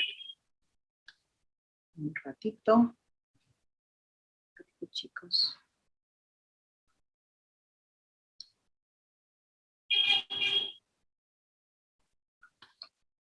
Acá creo que voy a dejar de compartir. Listo. Compartimos un ratito, chicos, por favor. Listo. Miren. Lo tengo en Word todavía. A ver si ahí lo pueden ver. ¿Sí se puede ver el Word Reader? Por favor, ¿me confirmas? Sí, doctora. Ok. Miren, Son 3 preguntas que se han planteado en el Pleno, ¿ya? La primera es respecto a la acumulación de denuncias. Eso es 2 y 3 de diciembre, doctores, por favor, ¿ya? La acumulación de denuncias para el otorgamiento de medidas de protección. Otra que se ha hecho es la interpretación del decreto legislativo 1470, del que les he dicho yo que incluso con la sola declaración de la víctima se puede otorgar medidas de protección. Y otra, la última, es solicitud de medidas de protección derivados del incumplimiento de decisiones judiciales, lo que me venían preguntando hace un momento ustedes, me decían, doctora, pero si he visto estoy leyendo sus preguntas, me dicen, doctora, ¿qué pasa si hay un incumplimiento de tenencia y régimen de visitas? ¿Eso es violencia o no es violencia? ¿Puedo hacer eso o me tengo que ir a la vía específica del incumplimiento de la decisión judicial como tal? Miren, qué importante. Esas preguntas, doctores, que ustedes me hacen, los jueces se han preguntado y el 2 y 3 de diciembre del año 2021 todavía no salen los resultados oficiales, pero esas son las ponencias ganadoras. Yo me había comprometido en la clase anterior con Obviapolis que los iba a traer para que ustedes sean los primeritos, porque ustedes la buscan en internet, todavía no está eso, doctores, ¿ah? Ojo, búscanla. Yo le he tratado de buscar también para poder transmitirla, pero no lo he encontrado.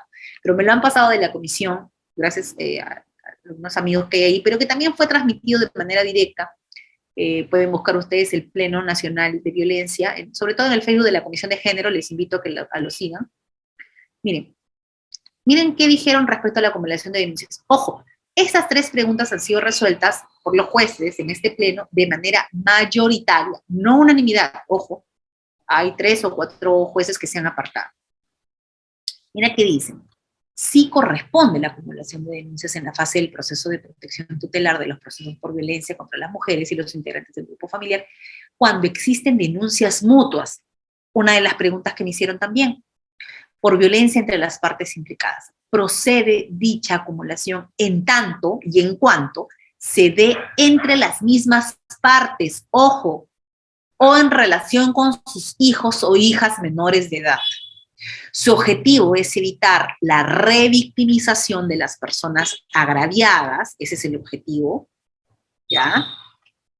De las personas agraviadas, sobre todo cuando estén en relación con la aplicación de la sustitución o ampliación de las medidas de protección y o cautelares dictadas. Claro, pues, miren lo que estaba pasando antes. Se dictaba una medida de protección en un juzgado determinado y en otro juzgado se emitía otra medida de protección respecto a los mismos hechos.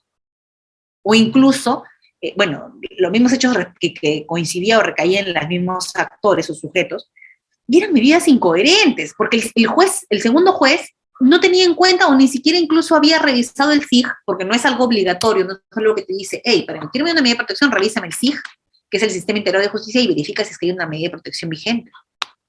Ahora, ¿cuál es la responsabilidad de los abogados? Los abogados tienen que darle de conocimiento al juez, hey, yo ya tengo un proceso antes, yo ya tengo medidas de protección vigentes, o he pedido una solicitud para que se deje sin efecto esas medidas de protección, etc. Entonces, en este Pleno, felizmente, que se ha convocado, han dicho, claro, eso está pasando, nadie está revisando el SIG. En algunos juzgados que son mucho más pequeños, tal vez, sí han podido darse cuenta. Pero imagínense, por ejemplo, en el caso de Lima tenemos hasta el 10-12 juzgados de violencia, en el caso de Trujillo tenemos 8 juzgados de violencia, entonces es súper difícil hacer esto y tomar en cuenta de que sí, yo ya tengo esa medida de protección. Entonces, ¿cuál es el objetivo de esto? Evitar la revictimización. Vamos a ver con la hora, nos quedan 5 minutitos ya. Su objetivo es evitar la revictimización de las personas agraviadas, sobre todo cuando están en relación con la aplicación o la sustitución y o ampliación de medidas de protección o cautelares dictadas. O dejar sin efecto las mismas, también puede ser. Esta acumulación debería realizarse, miren acá qué importante, ante el juzgado que conoció la primera denuncia. Están prácticamente tomadas las reglas de la competencia respecto a quién debería conocer esta medida de protección o esta segunda medida de protección. Si ya hay uno que conoció, entonces, para solucionar de alguna manera este conflicto de manera integral, tomando en cuenta las relaciones de poder, discriminación y vulnerabilidad en que puedan encontrarse las víctimas de violencia, así como para tener un abordaje integral. Ahí está, de dicha problemática. Perfecto. Segunda pregunta que se hicieron. La interpretación y aplicación del 1470, que los he estudiado con ustedes hace un ratito. al momento de dictar las medidas de protección. Miren lo que dice. Si las medidas de protección y medidas cautelares dictadas en el marco del Decreto Legislativo 1470, norma que establece los lineamientos para garantizar la atención y la protección de las víctimas de violencia durante la emergencia sanitaria decretada por el COVID, deben ser dictadas interpretando el artículo 4 del Decreto Legislativo, con los principios rectores y enfoques, lo que habíamos señalado. ¿Cuáles eran los principios? ¿Cuáles eran los enfoques? Por tanto, concluye, de manera excepcional, y en el caso de duda, miren qué importante este pleno, doctores, porque ¿qué pasaba antes? Bueno, había duda, simplemente otorgo medida de protección. ¿Por qué? Principio pro medida de protección. ¿Qué estaba pasando? Estaba pasando que toda la población está cansada de una lluvia de medidas de protección, incluso a veces sin sentido, ante una sola declaración de una víctima, sin tener mayor situación adicional que nos pueda permitir corroborar hechos mínimos. Miren,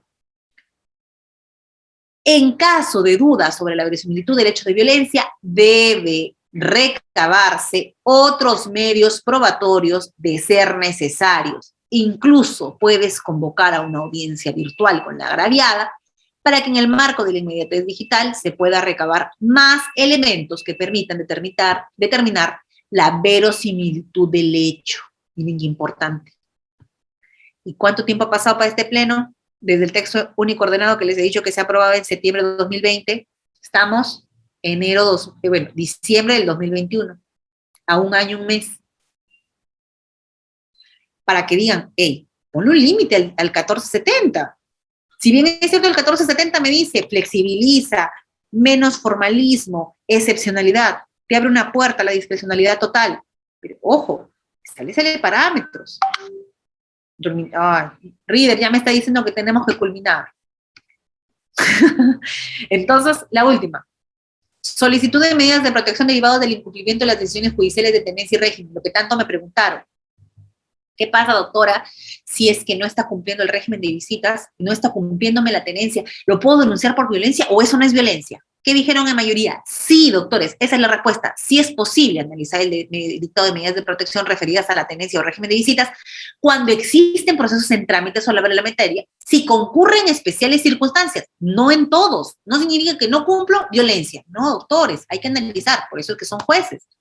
Si concurren especiales circunstancias que pongan en riesgo, por ejemplo, la vida, la integridad de las personas, los integrantes del grupo familiar, en concordancia con los objetivos y fines de la 3364 y sus normas reglamentarias. Se fundamenta esta postura en tanto la problemática de la violencia de los integrantes del grupo familiar y de la mujer tiene como característica ser cambiante, cíclica, espacial en el tiempo y por ende puede configurarse antes, durante y después de un proceso ordinario de tenencia. Muy bien, doctores. El tiempo es corto, 14 meses, bueno. Doctores, agradecerles infinitamente, estamos iniciando muy bien este año, estaba yo pendiente de mostrarles las conclusiones del Pleno Nacional, disculpen que lo he hecho en Word, pero como les digo, todavía no han salido los oficiales, pero agradecerles de verdad su apoyo el año anterior, el año 2021, y espero que este año podamos seguir compartiendo estas clases tan importantes, ¿no? Muchísimas gracias, chicos. Me pueden encontrar también discúlpame, Reader, me pueden encontrar también en mis redes sociales, como Tania Bocanegra Risco, ahí estoy publicando los eventos a los que estoy participando, instituciones públicas y privadas que me convocan. Muchísimas gracias, amigos. Excelente.